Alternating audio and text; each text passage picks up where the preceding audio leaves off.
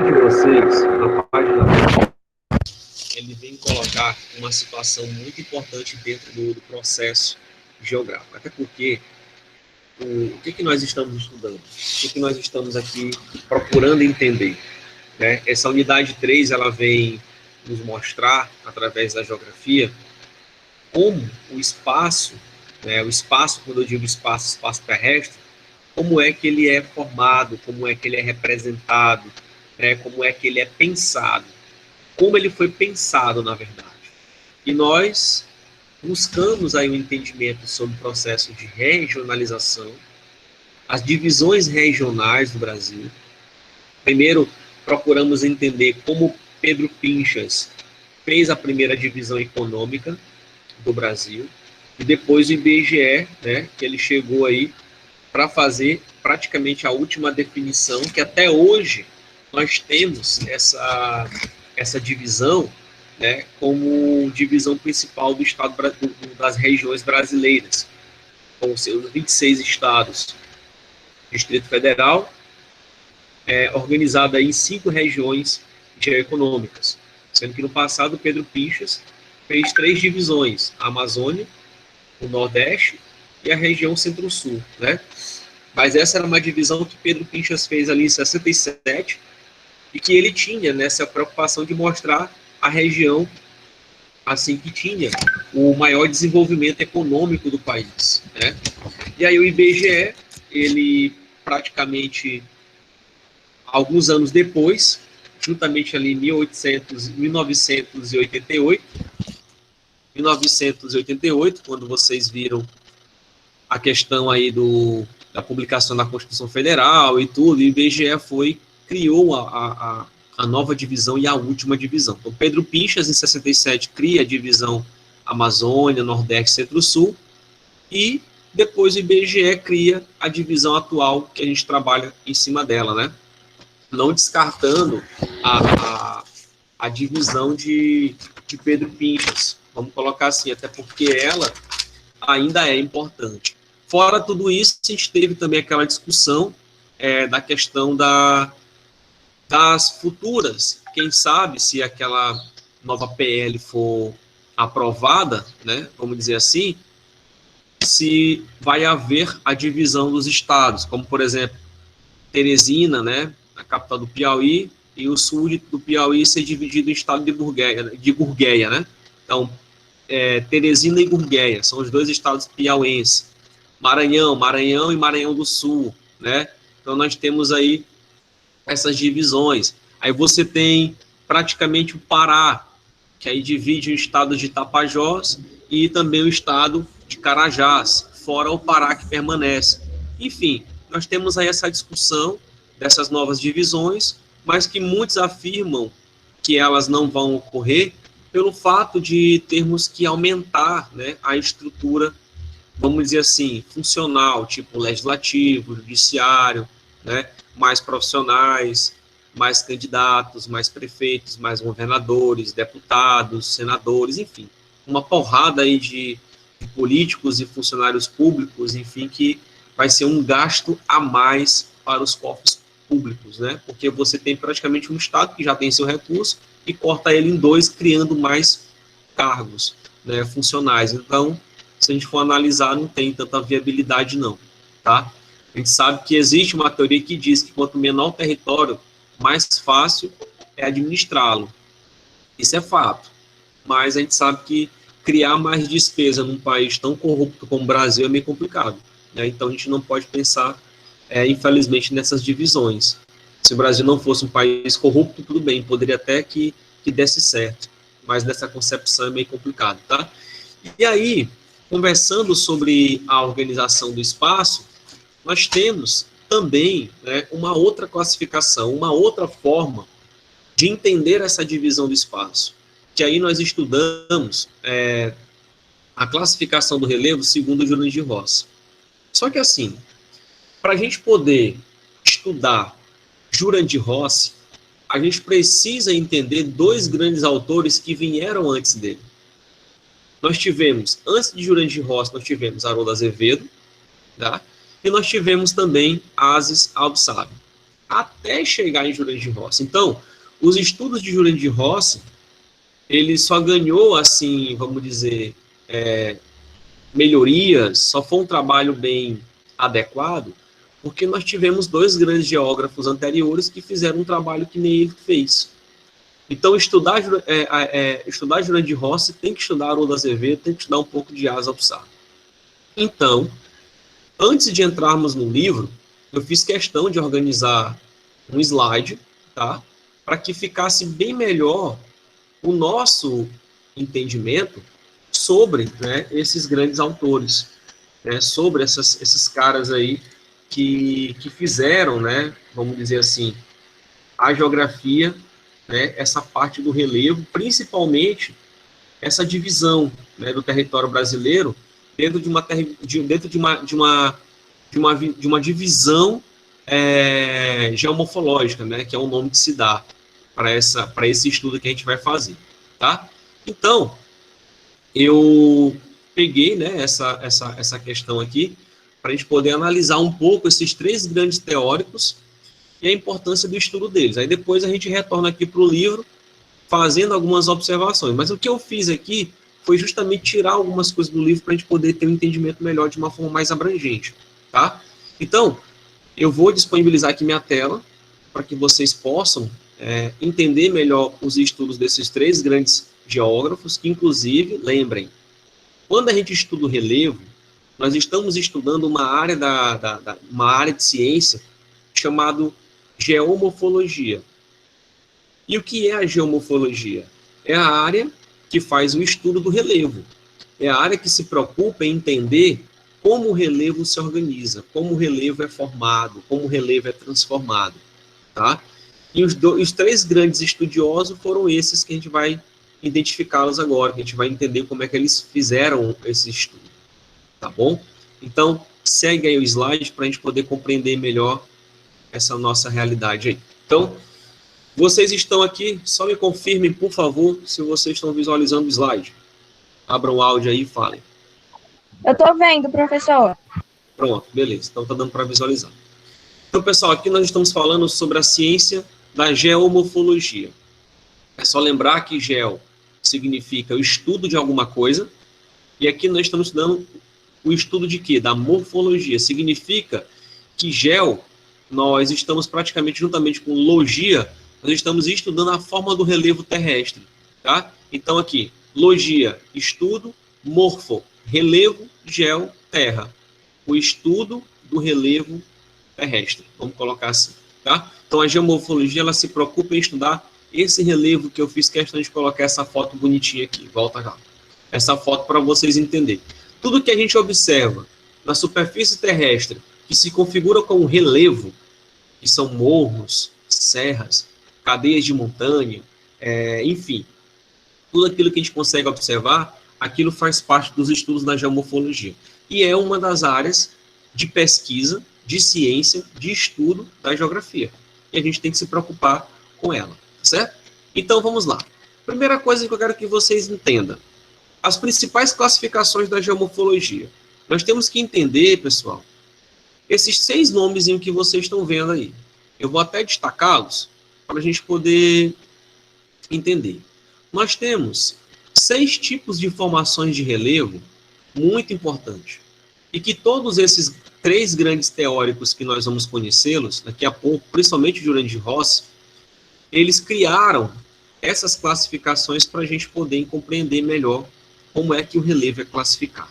Nós temos que entender que o relevo, nós estudamos ele em formato de perfil topográfico, só para a gente poder pegar essa linguagem aí.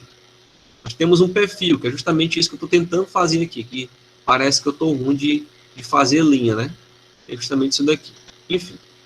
Então, nós temos um perfil topográfico que ele tem como marco zero a questão da linha do oceano. Aqui, basicamente, você tem um marco zero. É 0 grau, que a gente chama. Eita, mas está difícil de escrever. É meu mouse. Beleza. Então, em relação ao nível, à altura do oceano, nós temos ali o marco zero. Então, é só lembrar, quanto mais distante eu tiver do oceano, né? Quanto mais distante eu tiver do oceano, maior vai ficando o relevo, tá? E é nessa ideia aqui que a geomorfologia ela vem estudando. É isso que a geomorfologia se preocupa. Na geomorfologia, a gente não vai se preocupar em entender só um relevozinho que está ali, só uma montanha, uma serrazinha, né, um morro. Não é, a gente não vai se preocupar em entender só isso. A gente vai entender o perfil terrestre como um todo. Então, esses caras aí, Jurandir de Rossi, esses caras, para ele poder ajudar a agricultura, ajudar a urbanização, ajudar a indústria, ajudar todas as ciências no entendimento do relevo terrestre, eles tiveram que fazer um estudo muito preciso, tá? E foi aí que começou o início da classificação do relevo brasileiro. Mas antes disso, vamos conhecer primeiro esses nomes aqui. Vamos entender, principalmente, pessoal, o que é planície, planalto e depressão, tá? Vamos entender esses três conceitos logo aqui. Deixa eu até marcar eles com outra cor. Deixa eu colocar bem aqui uma cor diferente. Eita, coisa difícil. Pronto. Deixa eu colocar aqui uma outra cor para eles. E vocês precisam diferenciar esses três aqui, tá? Esses três, eles têm uma importância muito grande. Principalmente esses três. Por quê? Nós estamos falando da principal classificação do relevo. Esses três rapazes aí. Esses outros três que estão amarelo são classificações que surgiram depois, tá? Então, veja bem, planícies, planaltos e depressões. O relevo terrestre, o relevo mundial, ele é dividido em três classificações principais. Planícies, planaltos e depressões. As depressões, ela pode ser dividida em duas. Nós temos as depressões relativas e nós temos as depressões absolutas. A gente vai chegar nisso daí. Tá? Então, vamos lá, professor. O que é exatamente o relevo? O que seria a planície? Né? O que seria exatamente a planície? A planície é nada mais, nada menos do que a área mais baixa que nós temos no relevo. Que é essa que vocês estão vendo aqui. Ó. A planície, geralmente, ela pode chegar ao quê? Até 100 metros. Às vezes, tem classificações que colocam até 200 metros. Então, até 200 metros de altura, em relação ao nível do mar, que é zero, nós temos aí a planície. Então, a planície, como é a classificação? São terras planas, com altitudes de 0 até 200 metros, em relação ao nível do mar. São formadas pelo acúmulo de sedimentos trazidos pela água dos rios ou dos mares e também, é claro, pela erosão eólica. Os ventos também fazem esse trabalho, mas principalmente a erosão do mar, né, o fluxo do processo do mar, maritimidade, e também dos rios. Que todo esse relevo mais em cima, vocês sabem que eles entram em processo de erosão. E toda a sedimentação que é formada é transportada pelos rios. E essas sedimentações são depositadas nas áreas de planície, que são as áreas mais baixas do relevo. E as planícies, elas são formadas por resto de sedimentos, tá? Então, a planície é como se fosse o primeiro relevo da classificação desses caras quando eles fizeram estudos, a área mais baixa. Depois da planície, a gente tem os planaltos. E o que é os planaltos? São terras mais altas do que as planícies, com altitudes acima de 300 metros, e às vezes são delimitadas por escarpas e chapadas. A gente vai entender isso daqui, tá? Então, o que são os planaltos? Os planaltos são exatamente aqueles relevos que estão muito mais elevados do que as planícies.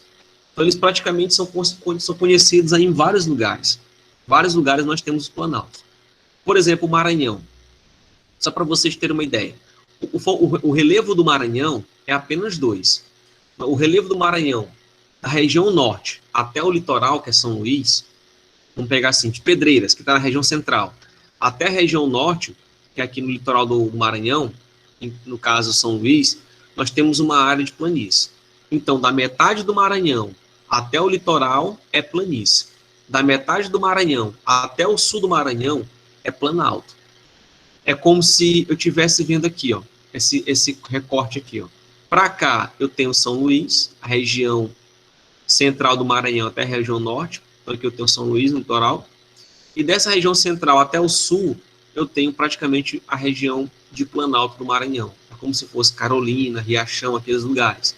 Eu tenho as regiões mais elevadas. Então, Maranhão é planície e Planalto, tá? E assim nós temos o Brasil todinho. E aí nós temos também as depressões. E o que são depressões? São praticamente áreas baixas que, do lado delas, nós encontramos planaltos. Então, para se caracterizar como uma depressão, são áreas baixas que ficam entre dois planaltos, né, ou duas cadeias de montanha, por exemplo.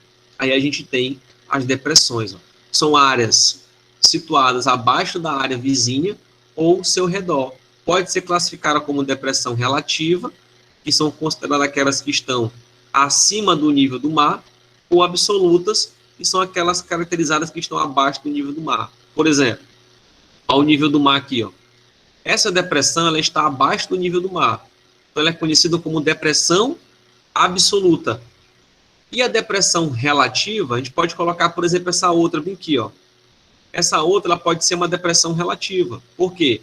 Ela está entre duas cadeias de montanha, tá? Isso aqui, ó. E ela está basicamente abaixo, quer dizer, desculpa, está acima do nível do mar. Então, depressão relativa, ela está acima do nível do mar. Depressão absoluta, ela está abaixo do nível do mar. Uma depressão absoluta conhecida é o Mar Morto. O Mar Morto, ele é uma depressão que está abaixo do nível do mar. Então, ele tem água, tem muito sal, né? E acaba sendo um lugar bem diferenciado. Tá certo?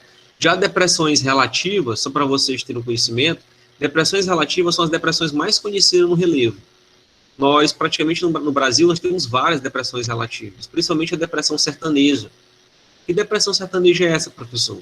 Nós temos o Planalto da Barborena e nós temos o Planalto que nós chamamos de região, que fica praticamente o local aqui do Maranhão, que é chamado de Parnaíba. Então, entre o Planalto do Parnaíba e também a região da Barborena, que é um outro grande planalto, nós temos uma área plana, uma área baixa em relação a esses dois planaltos. Então, nós temos uma depressão. A gente vai conhecer daqui a pouquinho umas imagens e vamos visualizar várias depressões, tá, no Brasil. Então, lembrem que o relevo ele é dividido em planícies, planaltos e depressões.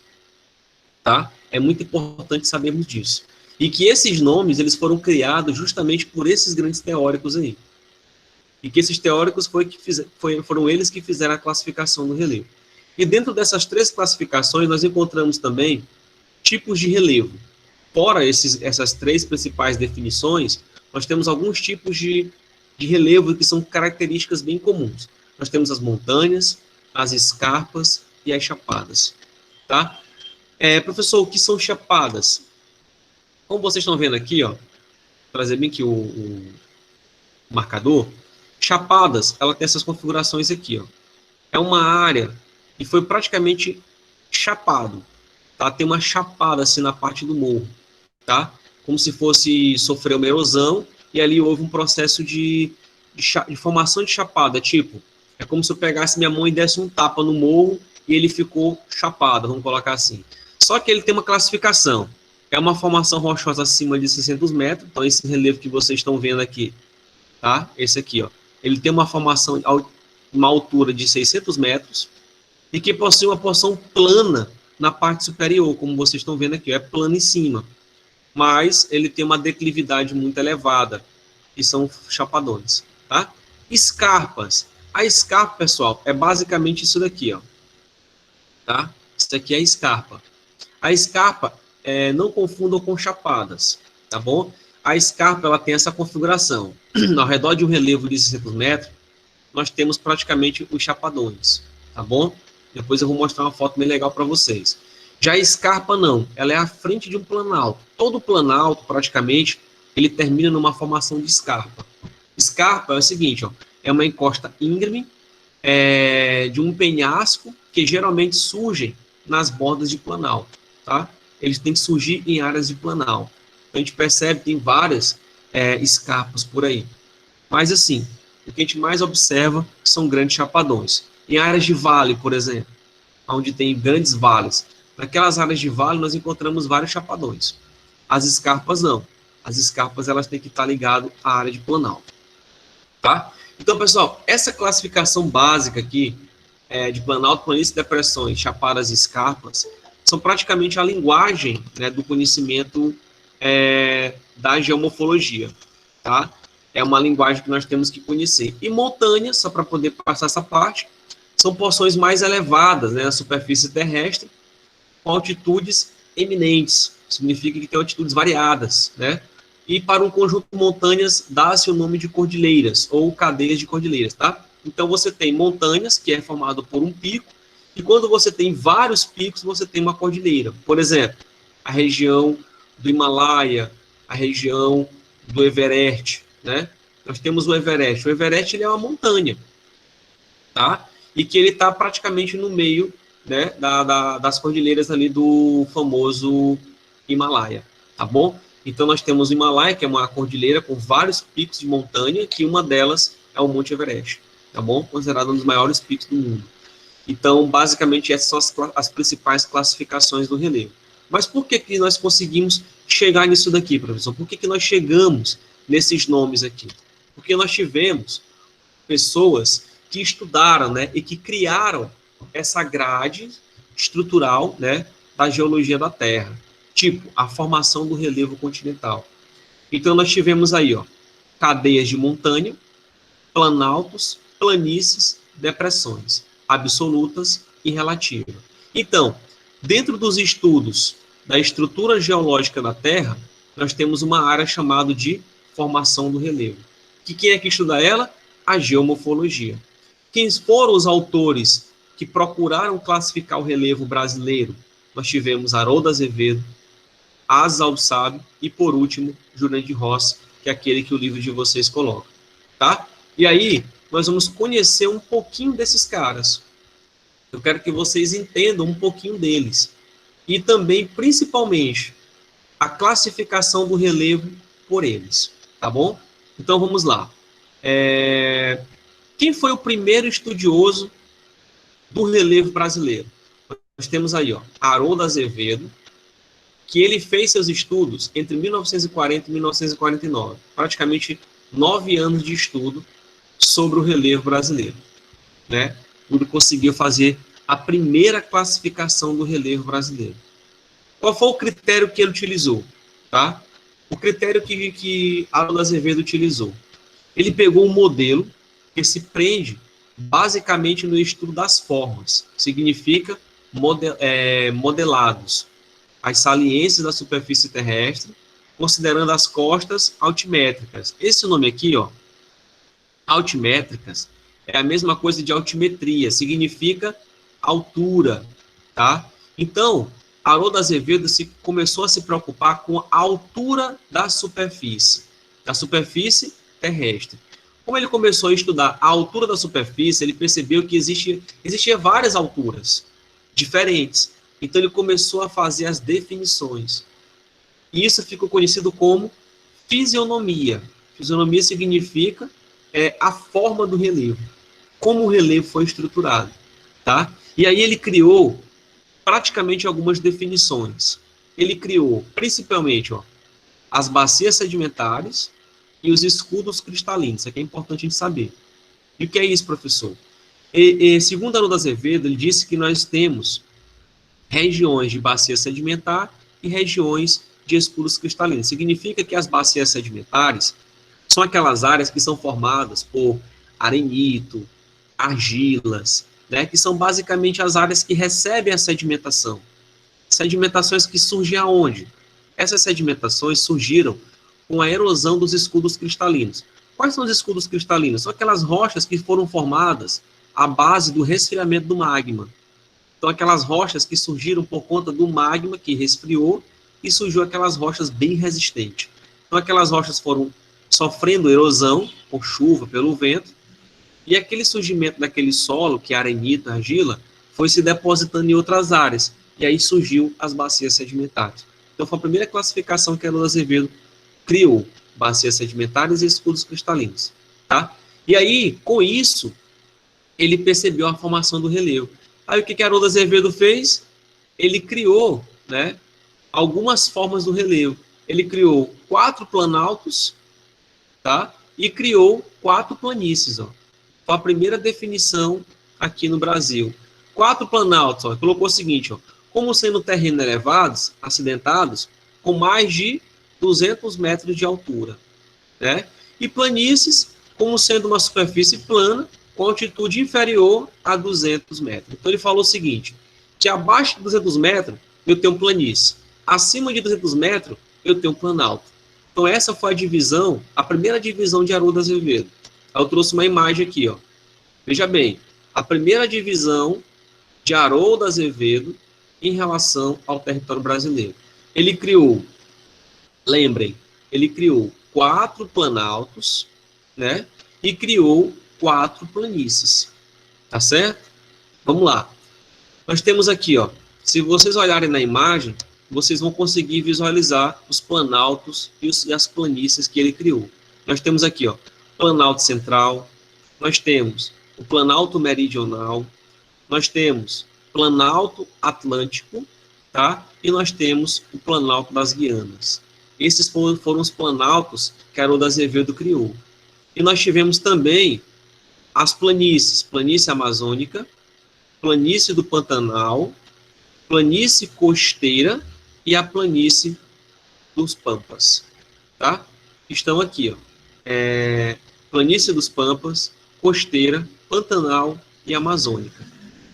E nós tivemos também Planalto das Guianas, Planalto Central, Atlântico e o Meridional. E o que é esse Planalto brasileiro aqui, por exemplo? O Planalto brasileiro, pessoal, é basicamente a junção desses 3 planaltos. Se eu juntar o Planalto Central, o Planalto Meridional e o Planalto Atlântico, eu vou ter o famoso Planalto brasileiro. Por quê? Porque ele é genuinamente brasileiro. O Planalto das Guianas e os outros planaltos que eu acabei, e as outras planícies que foram faladas para vocês, elas têm contato com outros países e também têm contato com o litoral, tá? Então, o Planalto brasileiro, ele é genuinamente brasileiro. Então, essa é a diferença, por isso que foi criado esse nome, isso por Haroldo Azevedo. Mas o que vocês têm que se preocupar é as 4 classificações que ele fez. Tem que lembrar que são 4 planícies, né? E 4, complicado com o mouse, eu vou colocar assim, planaltos, tá? 4 planícies e 4 planaltos, como vocês sabem. Só que assim, a gente tem que entender também que no tempo de Haroldo Azevedo, ele não teve acesso à tecnologia, ele não teve acesso a ferramentas tecnológicas. Então, o que acontece? Toda essa divisão que o Haroldo fez foi a pé, foi caminhando, foi viajando pelo Brasil e fazendo as divisões. Então, como ele não teve acesso a tantas tecnologias, ele não conseguiu fazer, né, ter uma divisão mais precisa do Brasil.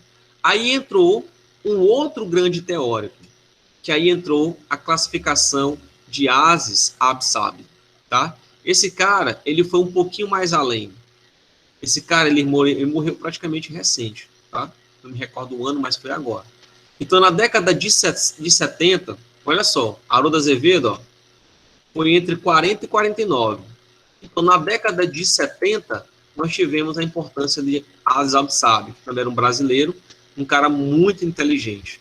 Então, Aziz, ele também fez um estudo bem interessante no Brasil. A diferença é que Aziz Absabi, ele já teve acesso a um pouco sobre as questões tecnológicas, tá? Mas o que levou ele a fazer esse melhoramento do estudo de Haroldo? Haroldo Azevedo teve um estudo. Aziz Absabi só melhorou os estudos de Haroldo Azevedo. Olha aqui, ó, vem aqui rapidinho aqui embaixo. Aziz Absabi, em seu trabalho sobre a classificação do relevo brasileiro, levou em consideração, ó, a atuação do conjunto dos agentes internos e externos do modelo da superfície terrestre. Vocês lembram quais são os agentes internos e externos do relevo terrestre? Vamos lembrar aqui. Haroldo Azevedo, ele fez um estudo só a olho nu. Ele apenas utilizou a visão dele e rodou pelo Brasil. Aziz Absabi não. Ele levou em consideração os agentes internos e externos. Agentes internos, movimentos tectônicos, vulcanismo, terremotos, né, placas tectônicas. Esses são os agentes internos. Agentes externos, que modelam relevo, chuva, vento, intemperismo, erosões, por exemplo, tá? Ação humana. Então, tudo isso daí está relacionado aos agentes externos. Erosão, intemperismo e ação humana. Intemperismo químico-biológico e intemperismo físico. Então, tudo aquilo que vocês já sabem, tá?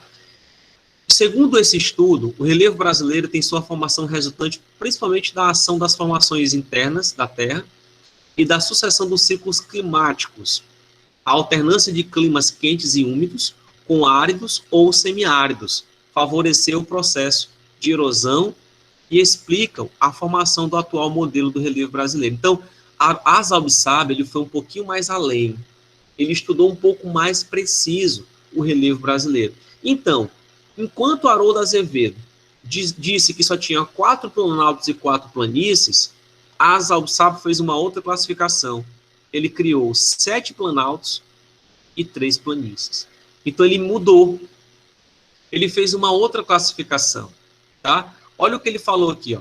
Os planaltos corresponderiam à superfície aplainada, onde o processo erosivo estaria predominantemente sobre o sedimento. Ele também aceitou que acima de 200 metros de altura poderia ser planalto, e abaixo de 200 metros poderia ser planície. Ele colocou aqui, ó, que são terras baixas, se caracterizaria pelo inverso, ou seja, o processo sedimentar estaria se sobrepondo ao processo erosivo, independentemente da costa altimétrica, significa da altura, do relevo. Então ele falou o seguinte, que o planalto é aquela área mais antiga, né, que vai ser erodida, e a planície são aquelas áreas mais recentes, que vão receber os sedimentos. Ele praticamente falou a mesma coisa de Haroldo. A diferença foi isso aqui, pessoal, ó. A diferença é que a ASALBSAB, ele criou mais planaltos. Olha só, vamos lá. Haroldo Azevedo, vocês lembram que no Haroldo Azevedo já tinha um planalto das Guianas, né? E que no Haroldo Azevedo também já tinha planalto central, já tinha um planalto meridional. E que bem aqui existia um planalto costeiro. Vou até voltar lá para vocês lembrarem, ó. Planalto Atlântico, central, meridional, Guianas, e tinha um planalto Atlântico, tá vendo? Aqui em Haroldo Azevedo já não tem mais, a ASALBSAB não tem mais o planalto Atlântico, ele mudou. Então, quais são os planaltos que nós temos? Guiana, né? E o planalto brasileiro, que eu falei para vocês, que é subdividido, ele criou planalto central, meridional, planalto nordestino, planalto Maranhão-Piauí, planalto Uruguai-Sul, rio-grandense, tá? E também serras e planaltos do leste e sudeste. Então, ó, 1, 2, 3, 4, 5, 6, 7. 7 planaltos foram criados por ASALBSAB. Estão todos aqui, ó. Planalto Maranhão-Piauí, planalto nordestino, né? Serra de planalto dos leste e sudeste e o planalto Uruguai-Sul, rio-grandense, tá? Então, ó, 7 planaltos foram criados no Brasil. Claro, ele teve um acesso à tecnologia a mais. Então, ele percebeu que essas áreas eram muito mais altas do que 200 metros. Então, poderiam ser classificadas como planalto. Já em planícies, ele praticamente conservou, né, a planície do Pantanal, que Haroldo Azevedo tinha colocado, e criou aqui outros nomes. Ó. Planície Terra Baixa Amazônica e Planície Terra Baixa Costeira. Estão aqui, ó. Planície Terra Baixa Costeira, Planície Terra Baixa Amazônica e conservou a planície do Pantanal, tá? Então, esse foi o estudo de ASALBSAB. E a cada dia que passava, o território brasileiro ficava mais dividido, né? Era só 4 planaltos, 4 planícies, agora são 7 planaltos e 3 planícies. Isso tudo porque a tecnologia, as técnicas de estudo passaram a ficar melhor. Aí, por último, né, vocês tiveram ali, ó, Haroldo Azevedo em 40 e 49, e ASALBSAB agora na década de 70, né, vamos colocar aí, ó, 70. E depois nós tivemos, depois da década de 70, entrando na década de 80, até os dias atuais, nós temos o famoso Jurandir Rossi, que é o cara que está colocado aí no livro de vocês. Por que que esse cara, ele está no livro de vocês? Por que que ele foi colocado no livro de vocês? Porque, na verdade, o último estudo do relevo brasileiro que ainda hoje permanece é o estudo dele. Olha só, pessoal. Olha a quantidade de planaltos que nós temos agora. 11. Olha a quantidade de planície. 6. E agora? Olha o que é que apareceu aqui, ó. Depressões. Vocês perceberam que Haroldo Azevedo e Asis Albisabe, ele não falou de depressão? Eles não falaram de depressões? Porque no tempo deles, eles não chegaram a ter um entendimento sobre isso. Deixa eu dar só uma olhadinha aqui rapidinho. Tá, ok. Então, no tempo de Haroldo Azevedo e Asis Albisabe, ele não conversou sobre depressões, eles não entendiam ainda sobre isso. Só era planalto e planície. Aí vocês vão recordar que Haroldo Azevedo falou de 4 planalto e 4 planícies, e Asis Albisabe falou de 7 planaltos e 3 planícies. Já o Jurandir Rossi, ele traz para a gente, ó, 11 planaltos, 6 planícies e 11 depressões. E ele trouxe algumas alterações interessantes. Vocês lembram que Haroldo Azevedo e Asis Albisabe, eles concordavam que planalto tinha que ser acima de 200 metros? Haroldo Azevedo coloca que planalto tem que estar acima de 300 metros. Ó. Então, essa é a classificação atual. E que ele disse que a planície, ele coloca uma altura inferior a 100 metros. Poxa, professor, então o que é que tem entre 100 e 300?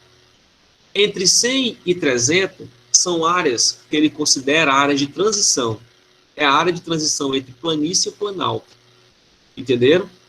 Então, abaixo de 100, planície. Acima de 300, planalto. Entre 100 e 300 são áreas de transição. É a área que a planície está começando a se formar em planalto e aquelas mudanças lá. Tá? E vice-versa. E nós temos as depressões, que ficam entre 100 e 500 metros de altitude, porque ele ainda classificam elas como relativas e absolutas. Então, as absolutas são aquelas que estão de 100 metros de altura, né? São bem baixas. E aquelas outras de acima de 500 metros são aquelas que estão, são aquelas relativas, que estão acima de uma área bem alta. Então, lembrem bem disso. Depressões que estão apenas até 100 metros são aquelas que são consideradas absolutas, aquelas que são bem baixas em relação ao nível do mar. E também aquelas que estão bem elevadas, elas podem ser consideradas as relativas, são bem altas, acima do nível do mar. Beleza, mas isso é apenas uma classificação.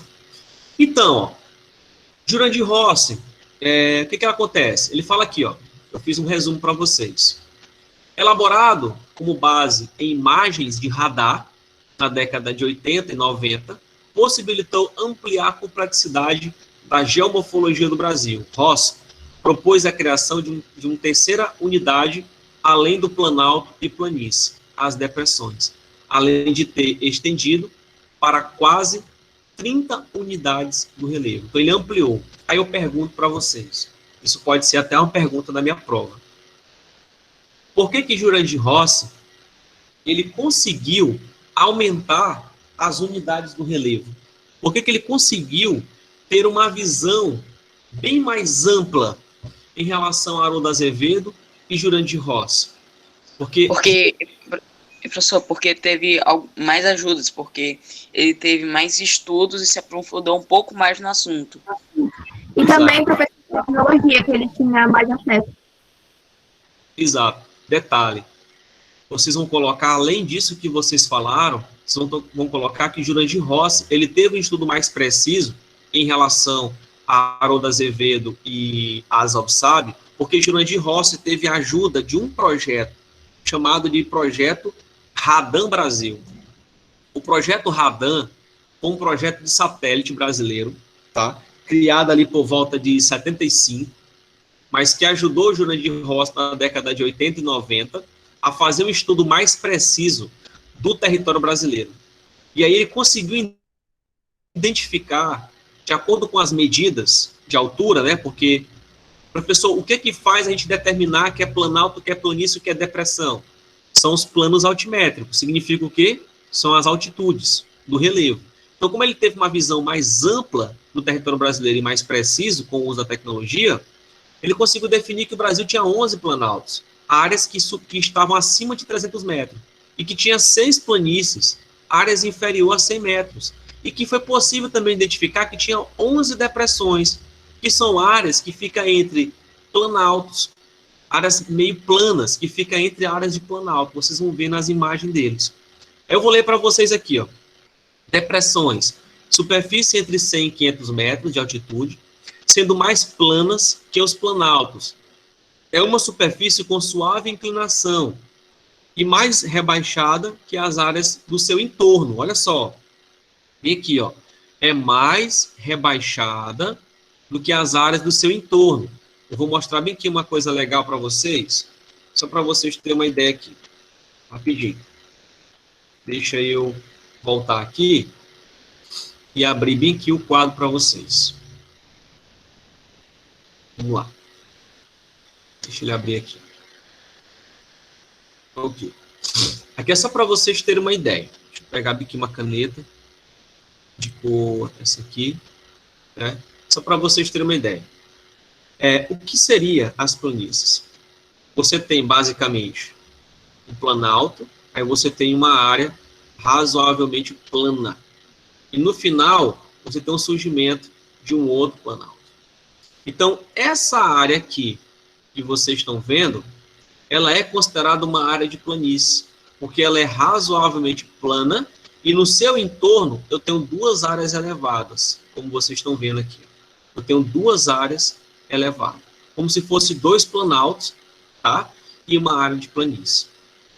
E são áreas extensas, são áreas que ultrapassam, pessoal, mais de 200 quilômetros de distância, tá? De um relevo para o outro. Então, são áreas extremamente distantes, né? Um planalto extremamente distante um do outro. Então, aqui eu tenho considerado uma área de depressão. E ela é uma depressão relativa porque, por exemplo, se eu for pegar o nível do mar, ele está praticamente abaixo, tá? Dessa marcação.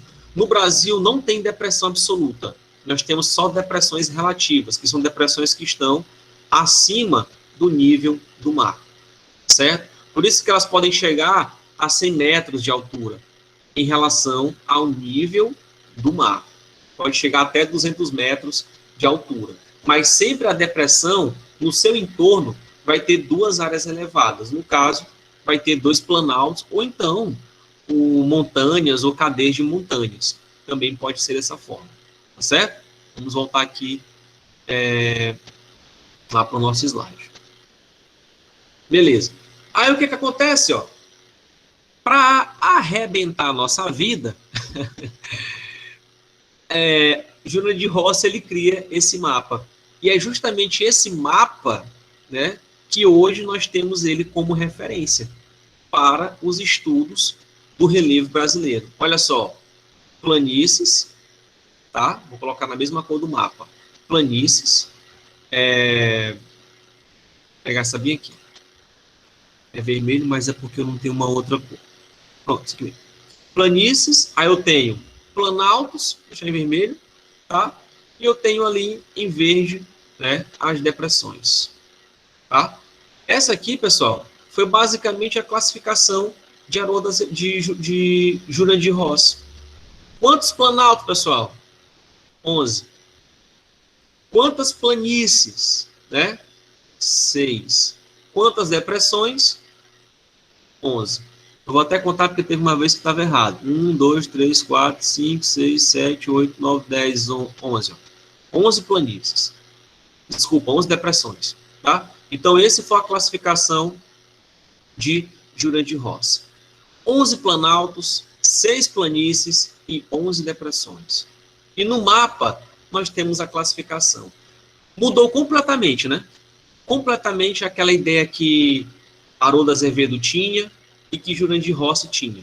Mas por que, professor, que a gente conseguiu essa mudança? Porque nós tivemos o acesso à tecnologia. E a tecnologia nos proporcionou a ter acesso a um projeto chamado de Radan. Tá? Radan.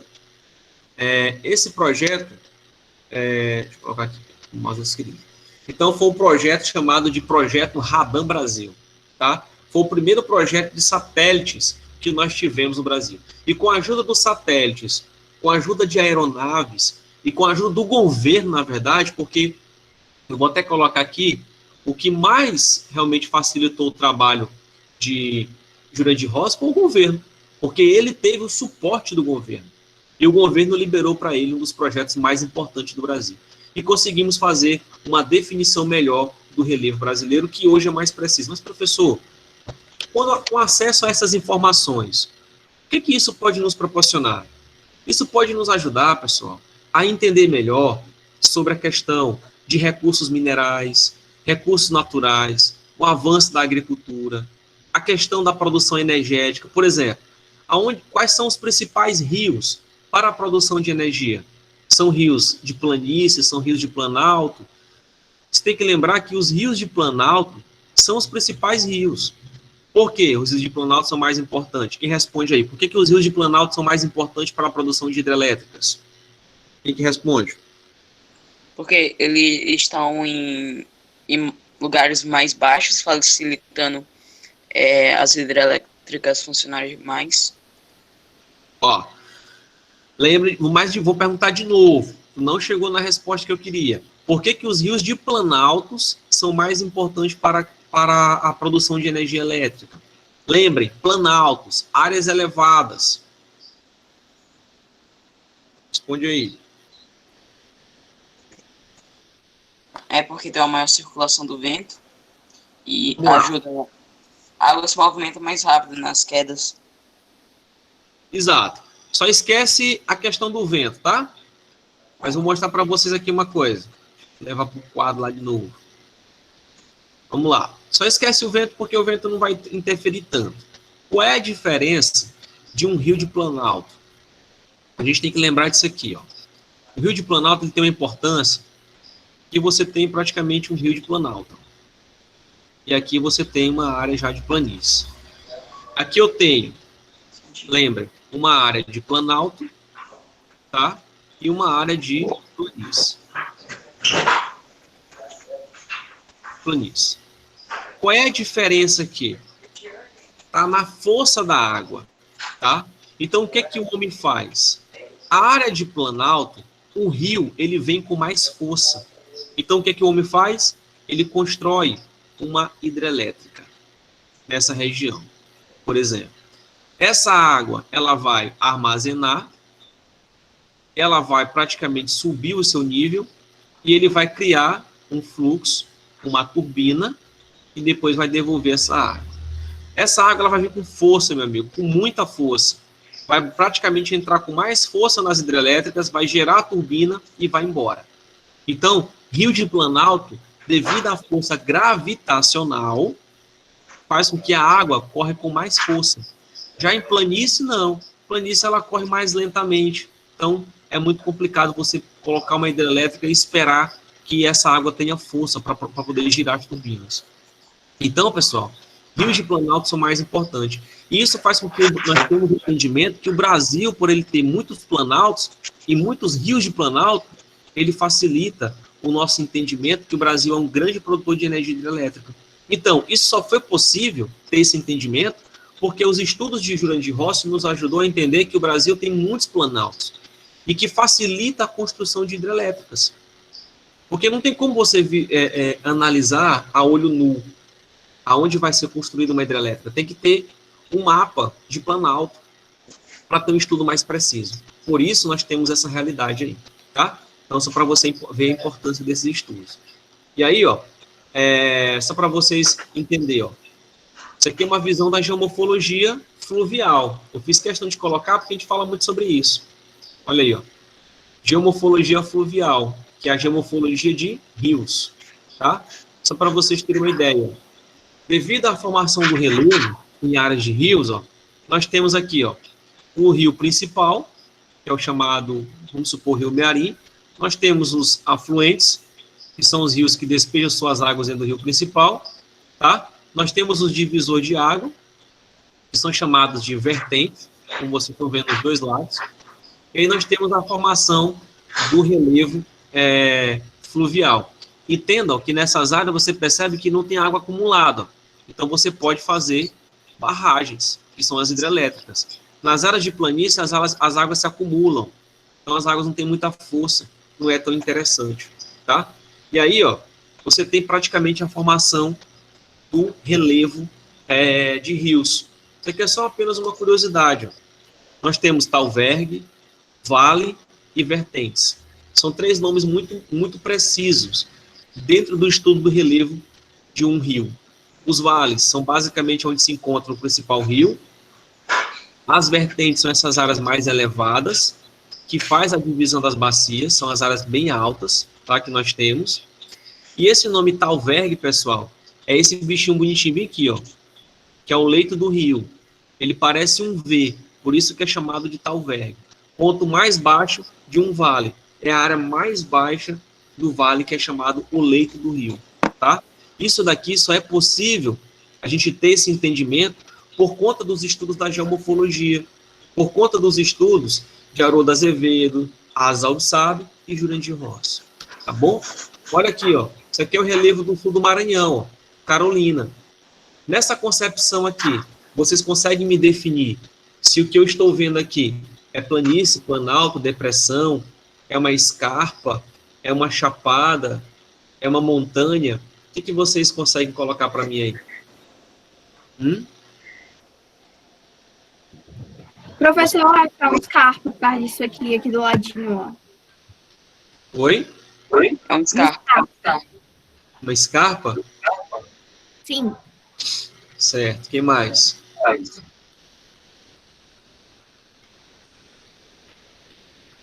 Hã? Eu vou voltar lá naquela imagem para vocês darem uma olhada. Rapidinho. Olha aí, ó. Chapadas, escarpas, né? Montanhas. Vou para lá. Pronto. E aí? É uma escarpa. Tem o mesmo formato. Exatamente. Hã? Escarpa, como eu tinha dito antes. Escarpa. Exato. Ó, isso aqui é comum no sul do Maranhão, nós visualizarmos isso daqui. Tá? Isso aqui é basicamente o quê? Só para vocês entenderem de novo. Ó. Vamos lá. As 2 principais divisões. Ó, chapadas, escarpas, né? Beleza. Então, vamos lá. Aqui nós temos, ó, praticamente como vocês falaram, uma escarpa.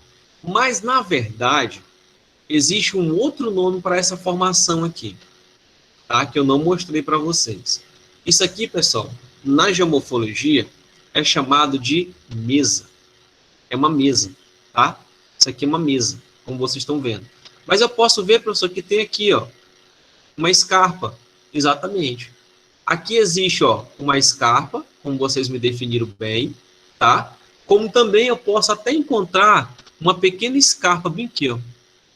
Tá? Só que, na verdade, a escarpa, quer dizer, desculpa, eu tenho uma escarpa desse lado, não é isso? Como eu também posso identificar uma chapadazinha bem aqui, ó. Estão visualizando? Isso aqui é uma chapadazinha, tá? Eu tenho uma chapada e eu tenho uma escarpa. E isso aqui é conhecido, todinho, como uma mesa. E na geomorfologia nós chamamos isso de meseta, tá? É uma outra classificação do relevo. Isso é quando a gente começa a se aprofundar nas classificações do relevo, tá? Nós temos uma mesa, que é chamada de meseta, que eu consigo visualizar nela uma pequena escarpa e eu consigo visualizar uma pequena chapada, tá certo? Isso aqui é o sul do Maranhão, é a região de Carolina. Ela é cheia disso daqui, tá? É muito legal você passar por lá e visualizar isso. Então é só lembrar que as escarpas, ela tem uma declividade e que ela está no final de um pequeno planalto, tá? Professor, eu posso classificar isso aqui como planalto? Nem tanto, porque aqui nós já estamos sobre um planalto. Tudo isso aqui que vocês estão vendo é um planalto. É chamado de Chapada das Mesas. Esse é o nome que se dá para essa região. Por quê, professor? Porque todo relevo que você observar, ele vai ter, ó, pequenas chapadas. Tá vendo? Chapadas, chapadas. Todo lugar que você, ó, aqui já tem uma escarpa bonitinha, né? Aqui você já tem uma outra escarpa. Então, para onde, bem que no final tem, ó, uma chapada. Para onde você olhar, você vai ver inúmeras chapadas e também escarpas. E aí trouxe uma classificação. de meseta, que é uma mesa. Parece uma mesa, não parece? É uma mesa direitinho, ó. Por isso que ficou o nome de mesa. Só faltou as cadeiras, né? E o povo aí sentado nelas para tomar um café. Mas isso é o sul do Maranhão. Essa divisão aqui, ó, que vocês estão vendo de meseta, de chapada, de escarpas, de mesetas, né? Tudo isso é possível visualizar em áreas de planalto. Lembra da Pedra Grande? Como é a formação da Pedra Grande? Ela não tem esse formato aqui, em Pedreiras, mas antes ela já foi uma mesa como essa daqui. Devido à erosão, né? A erosão foi praticamente retirada. E todo aquele sedimento que foi erodido ficou na base da Pedra Grande. E hoje ela apresenta esse formato. Lá em cima tem até uma cruzinha, tá? E hoje você tem esse formato aqui da Pedra Grande, como vocês estão vendo. Que, na verdade, o nome que se dá para isso daqui é um Isselberg, ou testemunho, tá? Isso no sul do Maranhão tem muito, muito, muito mesmo. É um Isselberg, um testemunho que a gente fala, tá bom? Isso é possível também visualizar lá nas regiões do sul do Maranhão. Beleza, pessoal? E aqui nós temos a estrutura geológica da Terra, né? As cadeias orogênicas, que foram formadas por processos de terremotos, tá? Nós temos as bacias sedimentares, que são as áreas que recebem sedimentos, esses sedimentos foram originados das áreas crátons, que são, na verdade, as áreas de escudos cristalinos, tá? Os escudos cristalinos também podem ser chamados de crátons, como vocês estão vendo aqui, ó. Os crátons são as áreas mais resistentes, são as áreas que foram formadas, tipo assim, mais antigas, que são solos mais resistentes. Com a ação do sol, do vento, da chuva, esses sedimentos foram acumulando nessas áreas mais baixas, que são áreas de planície, áreas sedimentares, enfim, tá? Então essa é a formação do relevo terrestre como um todo. Aí eu vou disponibilizar esse slide aí para vocês depois, lá no site lá, no Select Digital, né, para vocês terem acesso. Tranquilo, pessoal, até aqui? Beleza? Beleza, professor. Para a gente poder fazer o fechamento, né, o livro de vocês, ele vem praticamente falar exatamente de Jurandir Rossi, né, se vocês forem dar uma analisada. E eu quero pegar, inicialmente, esse primeiro passo aqui, ó, no livro de vocês, lá na página 10. Eu queria que vocês fossem abrir o livro lá na página 10. Nós vamos entender um pouquinho sobre, né, a página. Já está dando um horário, já? Não. Termina que hora? Não esqueci aqui. Termina 10h30, né? 10h55. É verdade. Vamos lá, a gente vai aqui até finalizar o conteúdo. Então, nessa página 10, só para vocês terem um conhecimento mais aí. Isso aqui foi exatamente o que levou o Jurandir Rossi a conseguir, vamos dizer assim, a conseguir ter essa classificação que a gente acabou de ver, de 11 planaltos, 11 depressões e 6 planícies. Beleza. Aí a gente vou só fazer uma leitura rápida aqui para a gente poder compreender o que foi, na verdade, esse grande pesquisador, esse grande geógrafo. No início fala assim, ó, o Brasil possui diferentes formas de relevo, devido à sua extensão territorial. A diversidade do relevo apresenta-se sobre formas e estruturas diferentes, como planaltos, depressões e planícies. De maneira generalizada, podemos caracterizar o Brasil como um país de altitudes modestas, né? Pois cerca de 85% do território brasileiro apresenta altitudes abaixo de 600 metros. Em 1989, estudos detalhados sobre a característica geológica, tipo de rocha, a geomorfologia, né, evolução e formação do relevo, a pedologia, o tipo de solo, tá? E a hidrografia, que é o estudo dos rios, tá? E a evolução da formação do e a vegetação, né, que aprimoraram as pesquisas sobre a unidade do relevo brasileiro e possibilitaram um conhecimento mais profundo do assunto, levando uma classificação mais detalhada por quem? Por Jurandir Rossi.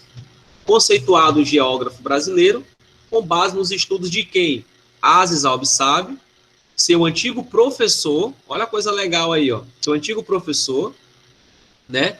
E nas análises das imagens de radar, obtido pelo projeto Radam Brasil, aprofundou os seus conhecimentos sobre a formação da unidade do relevo brasileiro.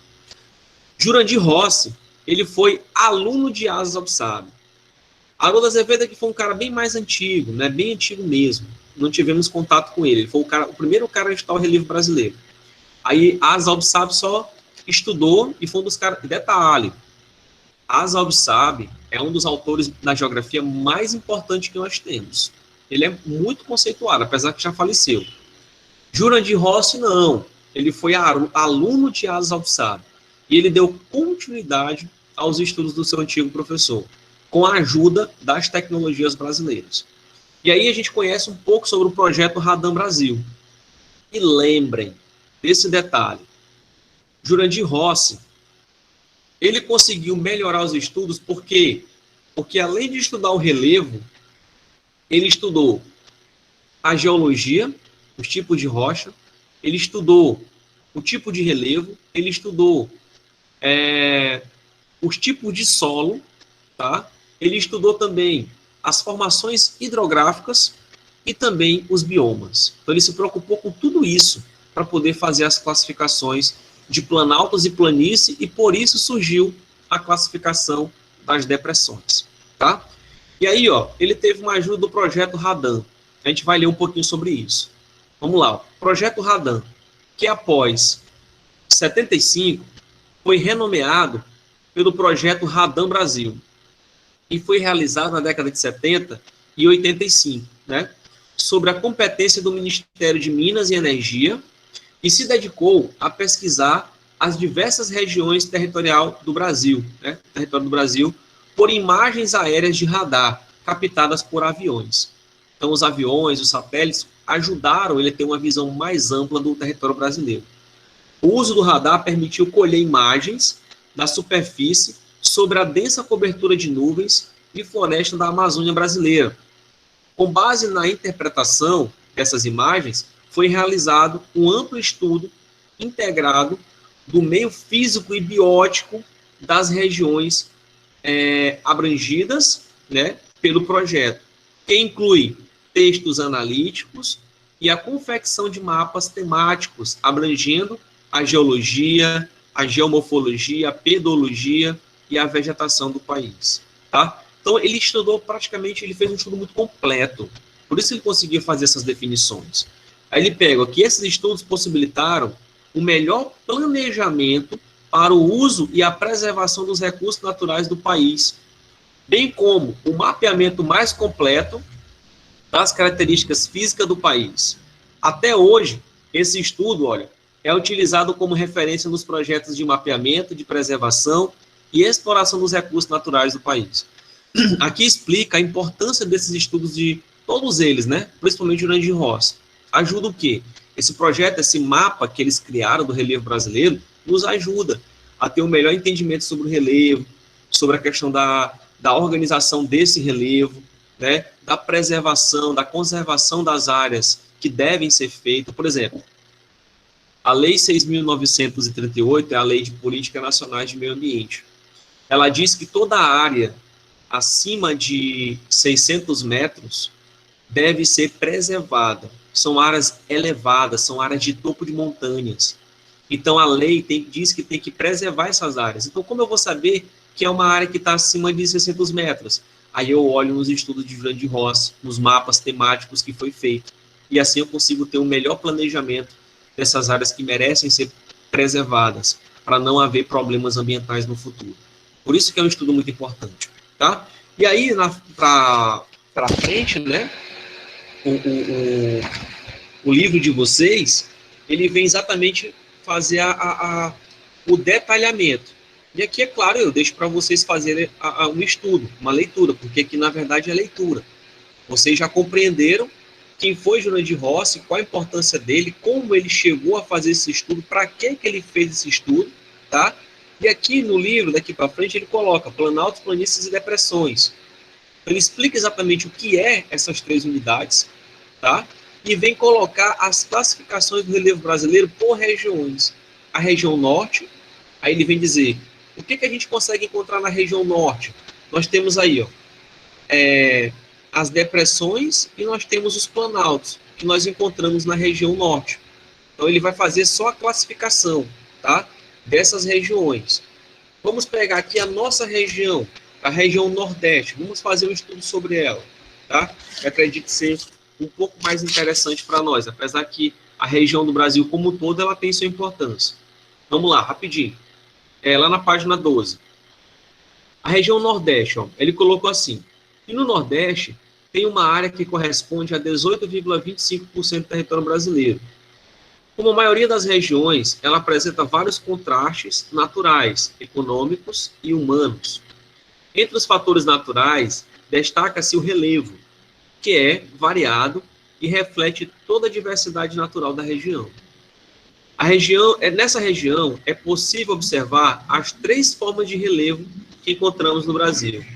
Nós encontramos planalto, planícies e depressões. Planalto, nessa região apresenta desgastes resultantes de anos expostos aos agentes erosivos. Ele vai dizer que os planaltos do Nordeste são muito desgastados por conta da ação da erosão e do intemperismo. No sul do Maranhão você consegue ver bem isso.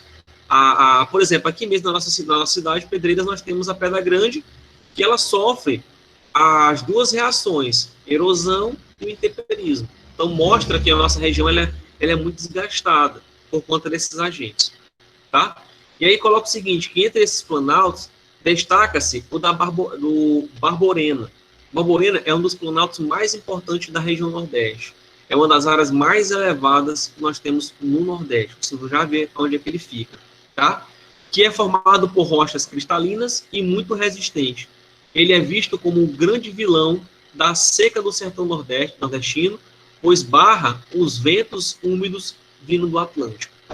É muito elevado, pessoal, porque assim, ó, cadê aquele quadro? Deixa eu abrir ele aqui rapidinho, tá? Só para vocês terem uma ideia. Eu vou já mostrar aqui em mapas. É bem legal o entendimento sobre ele. Olha só. Aqui, ó, nós temos, vou colocar assim, desse quadrado, nós temos a região Nordeste. Aí nós temos o relevo. O Nordeste é mais ou menos assim, o relevo do Nordeste. Tá? Vocês vão ver daqui a pouco na próxima página. Isso daqui é a Barborena. É uma região elevada. Tá? Essa parte aqui.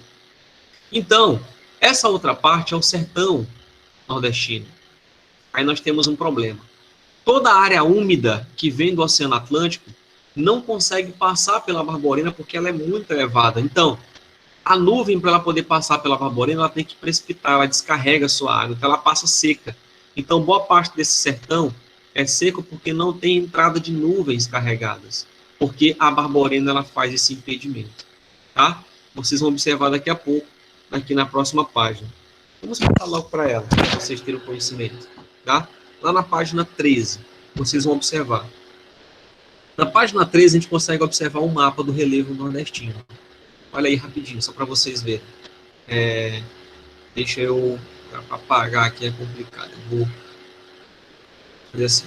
Então, observe aí na página como é o relevo do Nordeste, só para vocês verem. Eles fizeram um estudo, ó, de A a B. Fizeram um recorte no relevo nordestino. Esse recorte de A a B, pessoal, já até falei para vocês. Esse recorte que ele fez foi justamente essa imagem de baixo aqui que vocês estão vendo. Tá? É um recorte para a gente poder ter um entendimento. Nessa primeira imagem, vocês conseguem identificar planaltos, depressões e planícies. Olha aí, ó. Vamos analisar aqui bem bacana. Aonde é que estão os planaltos?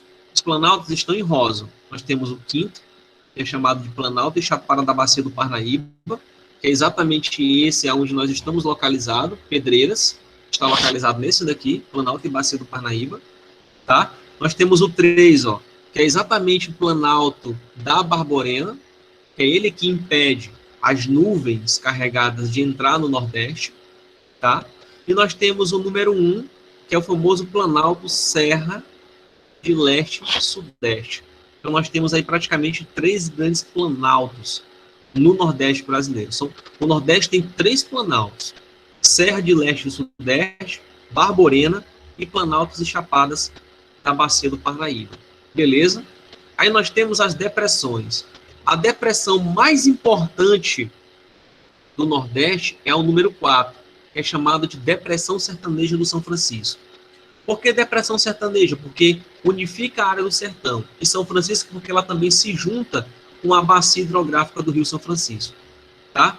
E se você me perguntar, professor, você disse que depressão só existe porque ela está entre planaltos. Não é isso? Aí eu pergunto para vocês, a depressão sertaneja de São Francisco, ela está entre planaltos? Com certeza, não está? Está entre o planalto de onde? Serra do Leste e Sudeste. Está entre o planalto da Barborena e está entre o planalto da Bacia do Parnaíba. Não está? Então, o número 4 aí, ó, ela está entre planaltos. Então, ao redor da depressão, nós temos planaltos. Tá? Fora esses que são mais importantes, nós temos a planície de tabuleiros litorâneos, que é a planície 2, como vocês estão vendo. Toda a área litorânea, nós temos vários tabuleiros. Tabuleiros é conhecido também como falésias. Eu vou até mostrar uma fotinha aqui para vocês. Tá? Deixa eu pegar bem aqui.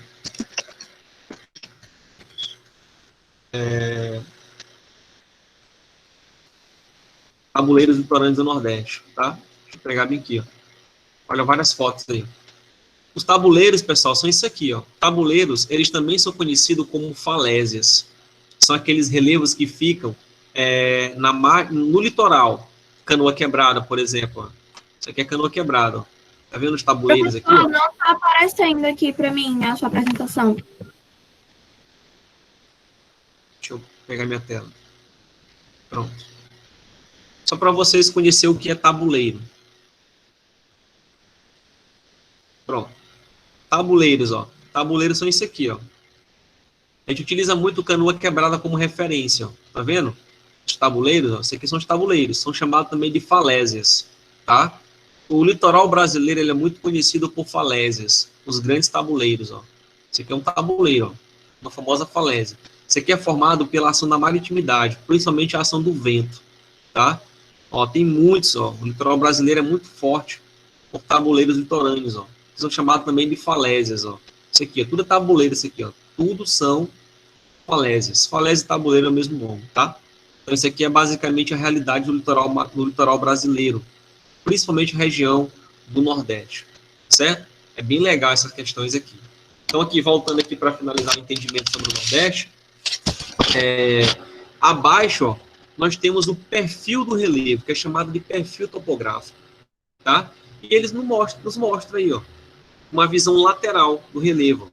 Planalto da Bacia do Parnaíba, a depressão sertaneja do São Francisco e o planalto da Barborena. E a planície de tabuleiros litorâneos. Isso aqui é o perfil, que vai lá do A até o B. Você pode ter colocado no início do mapa, aqui, na parte de baixo, você pode colocar assim, ó, A e B. Né? Você tem um quadradinho, você pode colocar no início do quadrado A, no final do quadrado B, que é referente àquele recorte lá em cima, onde tem uma linha vermelha. Tá? Aí você tem um perfil do topográfico do relevo, tá bom? Lá no canto A, vocês vão ver assim, ó, Rio Parnaíba, estão vendo? Tem no cantinho chamado Rio Parnaíba, aí tem assim, ó, Serra do Ibiapaba, estão vendo aí? Pois é, para quem já foi para o Canidé, por exemplo, passa pelo Rio Parnaíba, que entra no estado do Piauí, e aí vocês vão subir lá na frente a Serra do Ibiapaba, que é a divisa do Piauí com o Ceará. Aí você entra na cidade do Tianguá e aí vai embora. Guajara, pode ir para Sobral, já descendo a serra, né? E aí pronto. Então, isso aqui é basicamente o relevo nordestino que nós temos. Então, os estudos de Jurandir Rossi, esse estudo dele e de todos os outros que fizeram parte, nos ajudaram a compreender melhor esse relevo brasileiro, né? Que serve para o nosso entendimento geral. Tranquilo, pessoal? Até aqui? Belezinha? Sim. Beleza. Então, olha, a gente vai parar aqui sobre essa parte do relevo brasileiro, sobre o entendimento desses grandes geógrafos, e o que eu peço para vocês em relação à nossa prova, tá? Deixa eu só encerrar aqui o vídeo.